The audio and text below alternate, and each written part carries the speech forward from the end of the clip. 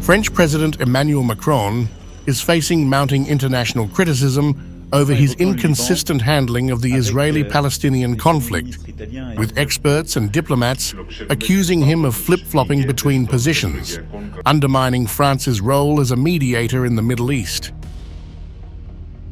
In the immediate aftermath of the October 7th, 2023 terror attack on Israel, Macron quickly pledged unreserved solidarity with the Israeli government, signaling firm support. He even proposed the controversial idea of forming a coalition to combat Hamas, an initiative that was swiftly rejected by much of the international community. Anti-Zionism is anti-Semitism. We have shot down missiles targeting Israel. We were among the first to recognize the State of Israel, and we will always stand with Israel.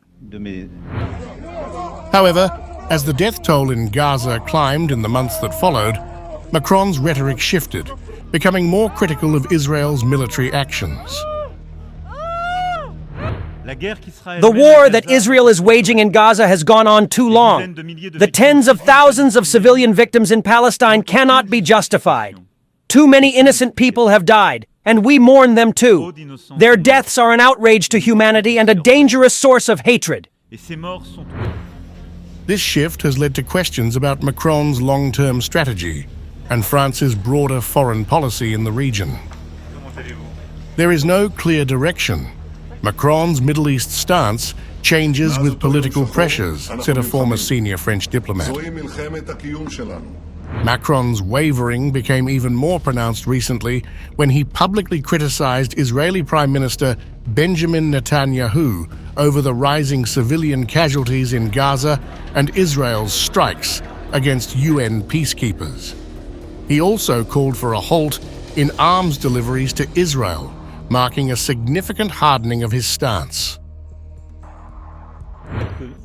It is totally unacceptable for UNIFIL troops to be deliberately targeted by Israeli forces. We condemn this and will not tolerate it happening again. We have reiterated the need for a ceasefire, which is essential in Gaza and Lebanon. This is needed now, for our hostages, for the civilians caught in the violence, and to prevent regional escalation that threatens stability. France has called for a halt to arms exports. Other leaders have done the same. Following swift backlash from Netanyahu, Macron scrambled to mend relations, issuing statements reaffirming France's unwavering commitment to Israel's security while downplaying differences. As Israel fights the forces of barbarism led by Iran, all civilized countries should be standing firmly by Israel's side. Yet President Macron and some other Western leaders are now calling for an arms embargo against Israel. Shame on them.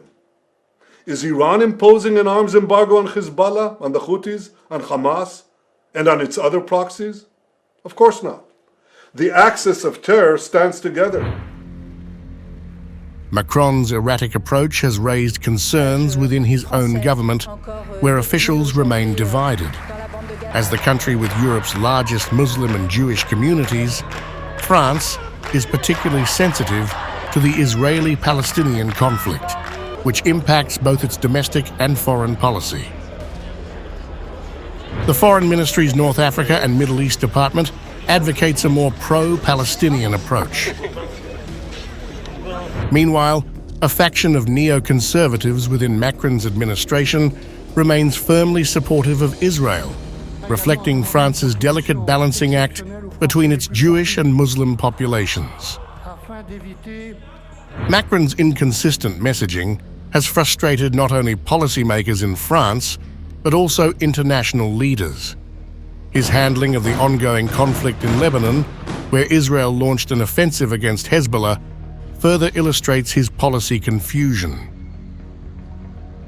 While Macron had been brokering a 21-day ceasefire between Israel and Hezbollah, Israel's surprise invasion of Lebanon shattered those efforts, leaving France scrambling to respond.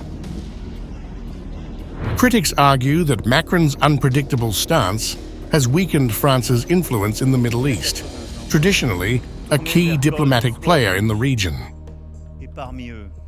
As the Israeli-Palestinian war rages on and tensions in Lebanon escalate, Macron's foreign policy is coming under intense scrutiny from both allies and adversaries.